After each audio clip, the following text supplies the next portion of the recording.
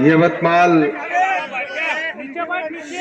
की तारीखी सरजमीन और पिछले कई घंटे से इंतजार कर रहे आप सारे साथियों का शुक्रिया अदा करूंगा इतनी बड़ी तादाद में यहां इकट्ठा रहने के लिए। मंच पर मौजूद कांग्रेस पार्टी के महासचिव मानिकराव ठाकरे जी, आपके विधायक मांगुलकर जी, आपके शिवाजी राव मोगे जी, आपके वजाहत मिर्जा साहब, अहमद खान साहब, जिला अध्यक्ष महोदय और कांग्रेस पार्टी के जो तमाम साथी यहां पे मौजूद हैं। यवतमाल वालों, पिछले कुछ महीने में आपके बीच में दूसरी बार हाजिरी हुई।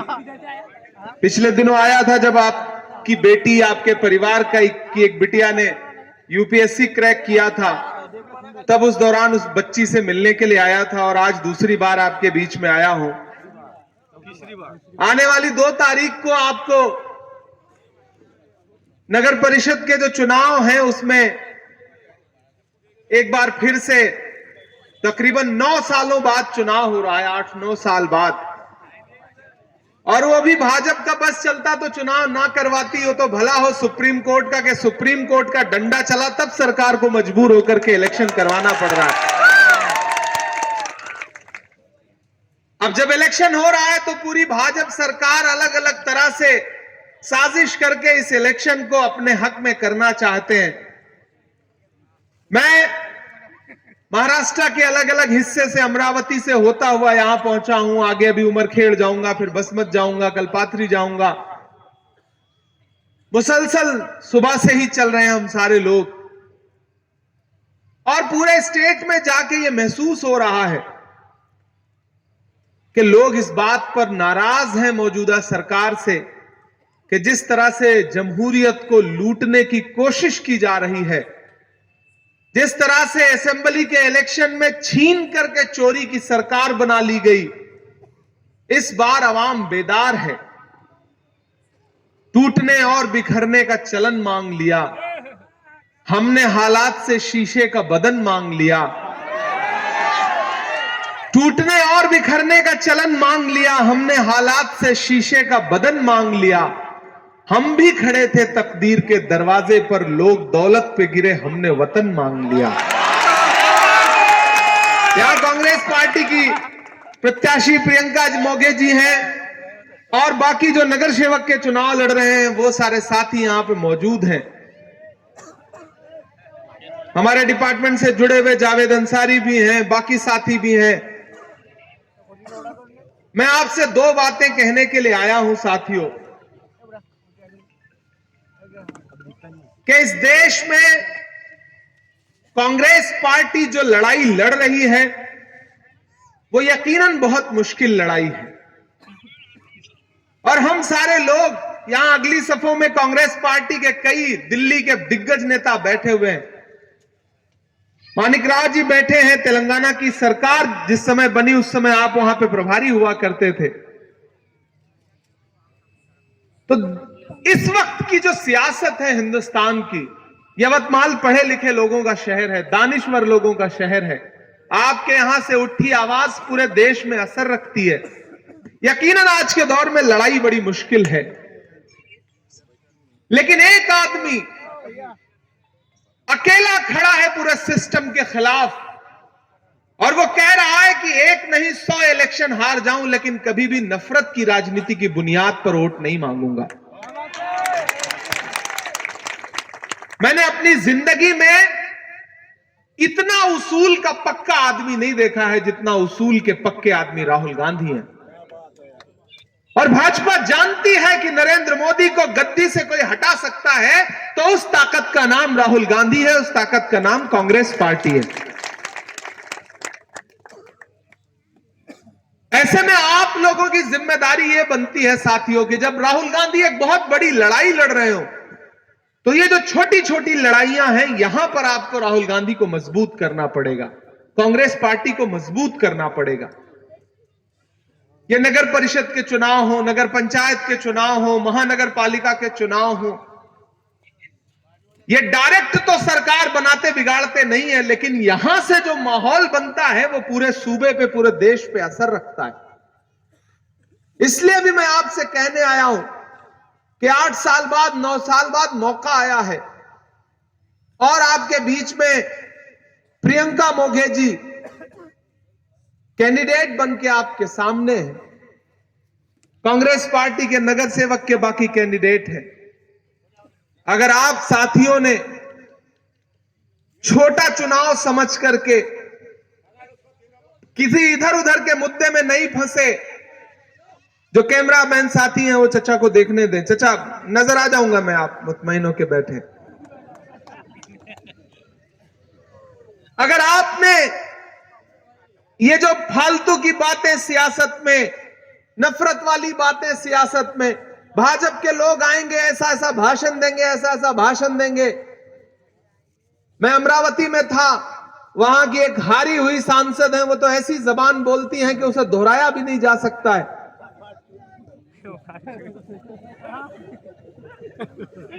यवतमाल के लोग हैं, कह रहे हैं तो सही कह रहे होंगे। भाजपा की पूरी राजनीति नफरत की बुनियाद पे टिकी हुई है। और एक तरफ एक इंसान खड़ा है कि मैं जब भी राहुल गांधी को देखता हूं तो मुझे अशोक साहिल का एक शेर याद आता है कि मैं तुम्हें अपने उसूलों की कसम देता हूं, मैं तुम्हें अपने उसूलों की कसम देता हूं, मुझको मजहब के तराजू में न तौला जाए, मैंने इंसान ही रहने की कसम खाई है, मुझको हिंदू या मुसलमान न समझा जाए। एक इंसान लोगों को जोड़ने की बात कर रहा है और इधर छोटी छोटी पार्टियां, छोटे छोटे लोग, छोटी छोटी सियासत करने वाले लोग आपका वोट लेने के लिए जितनी जहरीली बातें कर सकते हैं वो आपके बीच में आके करते हैं और आप भी जज्बाती हो जाते हैं। आपको लगता है सारा बदला यही ले लेना है। हो जाता है, इंसान है, हम सब इंसान हैं, आ जाते हैं उस फेर में। लेकिन एक बात याद रखना, आप बहुत सुकून से बैठे हैं, मुझे अच्छा लग रहा है। 27 साल जेल में रहने के बाद जब नेल्सन मंडेला दक्षिण अफ्रीका के प्रेसिडेंट बने, 27 साल, पूरे 27 साल जेल में रहने के बाद जब अवाम ने उनको चुना और वो साउथ अफ्रीका के प्रेसिडेंट बने, तो एक दिन वो अपने साथियों के साथ खाना खाने के लिए एक रेस्टोरेंट में गए। बहुत संजीदगी से सुनना इस बात को। जब वो खाना खाने के लिए रेस्टोरेंट में गए तो प्रेसिडेंट खाना खाने आया है, तो रेस्टोरेंट का बड़ा हॉल खोल दिया गया, पूरा स्टाफ था उनके साथ, वो खाना खाने के लिए बैठ गए। इतने में उन्होंने दरवाजे से बाहर देखा, एक कुर्सी लगी थी दूसरी तरफ, वहां एक शख्स बैठा हुआ था, सर झुका के अपने खाने का इंतजार कर रहा था। प्रेसिडेंट ने अपने ओएसडी को बुलाया और बुला करके कहा, वो जो सामने इंसान बैठा है, जाओ उसको बुला करके ले आओ, अपने साथ बिठा लो और खाना खिलाओ। अब प्रेसिडेंट ने कहा है तो ओएसडी गया और उस इंसान से बोला कि प्रेसिडेंट साहब का हुक्म है, आप आइए हमारे साथ खाना खाइए। खाने का ऑर्डर हुआ, खाना सर्व हुआ। जब खाना खत्म हो गया और वो इंसान चुपचाप उठा खाना खा करके और चला गया, तो ओएसडी उठ करके प्रेसिडेंट के पास आया और उसने कहा कि प्रेसिडेंट साहब, आपने ऑर्डर किया था कि उस इंसान को मैं अपने साथ बिठा के खाना खिलाऊं, तो मैं गया उसके पास, मैंने उससे जब कहा तो वो मेरे साथ चल करके आ गया, मेरे साथ बैठ के उसने खाना खाया, लेकिन पूरे खाने के दौरान वो एक लफ्ज बोला नहीं, सर झुका करके चुपचाप खाना खाता रहा। और खाना खाते हुए उसके हाथ कांप रहे थे। क्या वो बीमार था?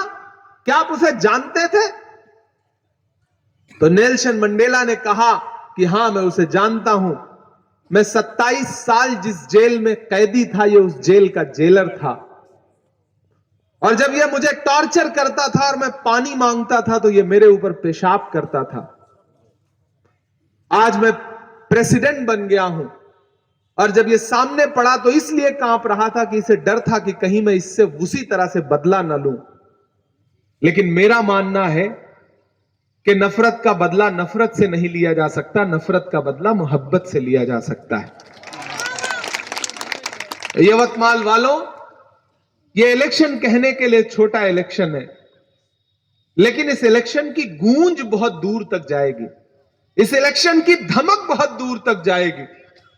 इसलिए जहन बना लीजिए, जो लोग यहां आए हैं वो, और जो सोशल प्लेटफॉर्म के जरिए इस मीटिंग को देख रहे हैं, उन सब से भी मेरी गुजारिश है कि प्रियंका जी हो या नगर सेवक के बाकी जो प्रत्याशी हैं, मैं सबके लिए आपसे अपील कर रहा हूं, मैं आपका खासदार भी हूं। एक चीज याद रखिएगा कि मेरी जैसी आवाज जो आपके लिए हिंदुस्तान के अलग अलग शहरों में अपनी शायरी के जरिए लड़ाई लड़ रही थी, खुदा ने जब मुझे शायरी का हुनर दिया तो मैंने उस शायरी से महबूबा के जुल्फ और आंचल पे शेर नहीं लिखा, मैंने नजीब की मां के आंसुओं के लिए नज्म लिखा, मैंने फलस्तीन के लिए नज्म लिखी, मैंने आपके मुद्दों पर लड़ाई लड़ी। और तसव्वुर करिए कि मेरे जैसी आवाज को जो मुसलसल आपके लिए सालों साल से गूंज रही थी पूरे हिंदुस्तान में, एक दिन राहुल गांधी जी ने मेरा हाथ पकड़ा और मुझसे कहा कि जिन मुद्दों पर अपनी शायरी के जरिए लड़ते रहते हो, उन्हीं मुद्दों को लेकर के देश की पार्लियामेंट में जाओ, राज्यसभा में खड़े होकर के लड़ो। और मुझे महाराष्ट्र से राज्यसभा भेजने का काम किया, यह किया है कांग्रेस पार्टी ने, यह किया है राहुल गांधी जी ने। मैं इस बुनियाद पर भी अपने समाज के लोगों से खुसूसी तौर पर कह रहा हूं कि लड़ाई सीधी सीधी दो ताकतों के बीच में है। एक तरफ गांधी को मानने वाले खड़े हैं और एक तरफ गोडसे को मानने वाले खड़े हैं। लड़ाई सीधी है, एक तरफ नफरत के लोग खड़े, एक तरफ मोहब्बत वाले लोग खड़े। एक तरफ छोटे छोटे शहरों तक में नफरत फैलाने के लिए ऑर्गेनाइज तरीके से कोशिश की जा रही है, और एक तरफ एक इंसान इस देश में मोहब्बत के लिए 4000 किलोमीटर कन्याकुमारी से कश्मीर तक पैदल चल रहा है, बिना पैर के, छालों की परवाह किए बगैर।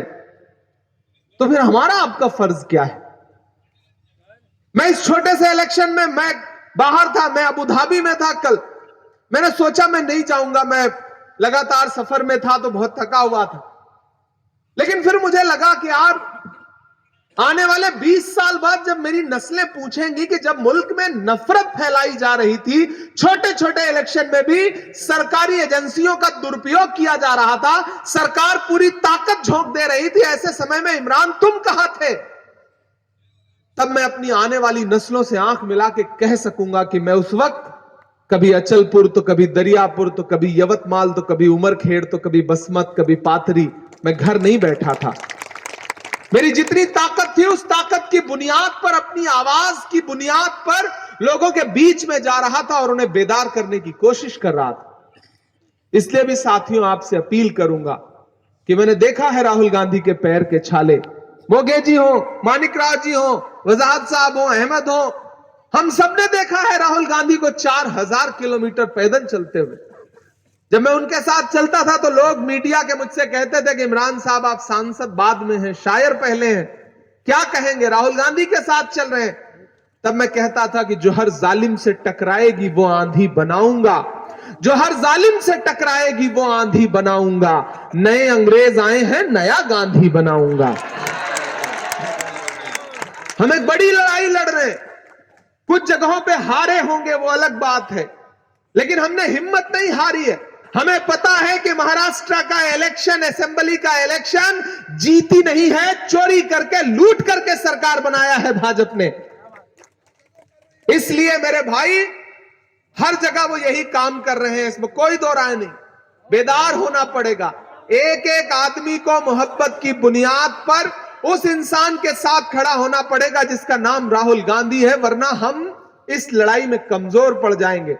इसलिए साथियों आपसे अपील करूंगा, प्रियंका जी कहां हैं?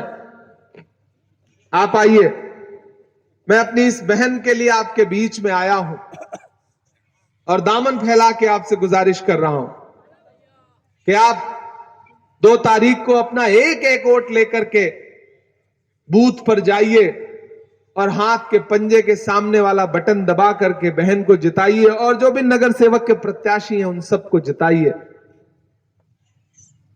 ये आपकी नगर अध्यक्ष बन जाएंगी, इनके पास अपनी निधि होगी। आप इनको नगर अध्यक्ष बना दोगे तो सिर्फ नगर अध्यक्ष नहीं बनेंगी, साथ में एक खासदार भी आपको फ्री में मिलेगा।